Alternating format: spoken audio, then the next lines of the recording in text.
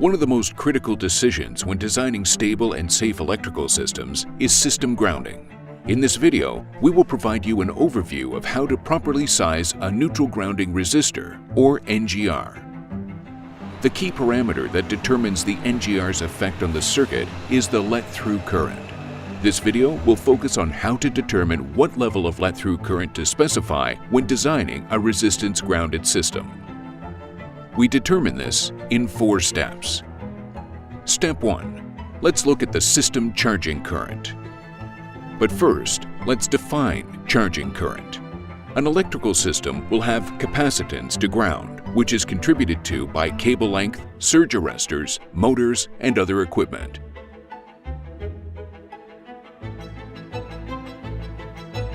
This capacitance is distributed through the system and is what references an ungrounded transformer or generator to ground.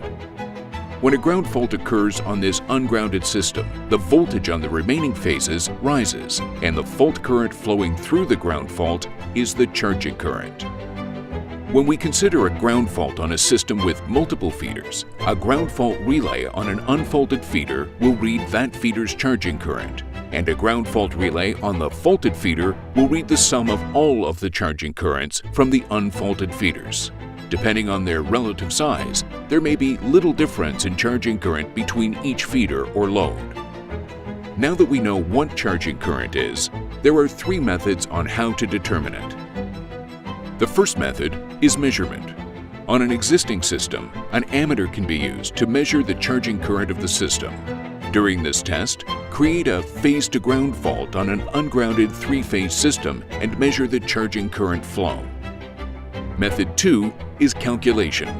This is a common method used by engineers when designing a new system, but it requires an understanding of the entire circuit.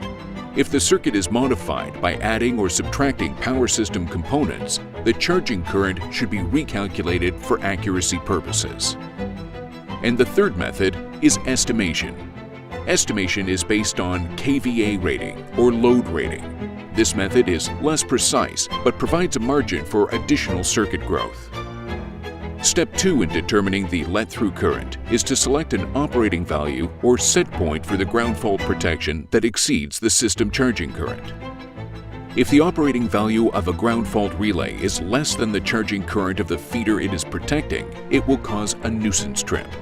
In a properly coordinated system, only the faulted feeder relay will pick up or detect the ground fault. In Step 3, take that operating value and multiply it by the acceptable tripping ratio. Tripping ratio is the ratio of prospective ground fault current, defined by the NGR, to the operating value of the ground fault protection. The tripping ratio is also determined by the application. In mining applications, where portable equipment endures harsh environments, a tripping ratio of 5 is common. In an industrial application where the protection may be alarming, a tripping ratio of 2 could be used. An adequate tripping ratio ensures that sufficient ground fault current is available for detection when a ground fault occurs. When a ground fault occurs internal to a motor, the added impedance of the motor winding will also limit the amount of ground fault current that can flow. Because of this, a higher tripping ratio is necessary to detect high impedance faults and provide machine winding ground fault protection. In the example shown, the system with a tripping ratio of 5 will protect the equipment, and the system with a tripping ratio of 2 will not. Step 4. Once we have our value, we use the next largest standard let-through current rating available.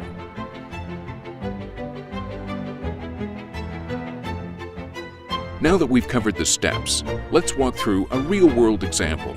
You have a mining electrical system fed by a 500 kVA 4160 volt transformer. What size NGR should be used in this system? Estimation method.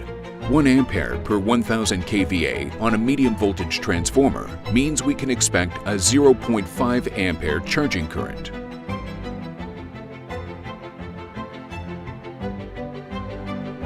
Select 0.75 ampere ground fault pickup level to prevent sympathetic tripping on 0.5 ampere charging current.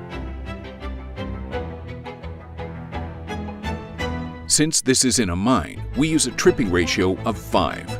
0.75 ampere times 5 equals 3.75 amperes.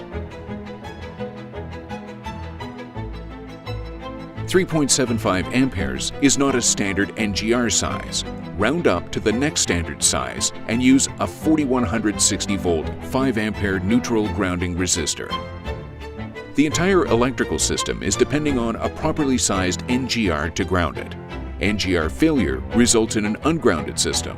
Fortunately, there's another engineering control through continuous NGR monitoring. The NGR monitor measures voltage, current, and resistance to verify the NGR continuity and to detect ground faults with or without a healthy NGR. For more information, go to littlefuse.com/NGR.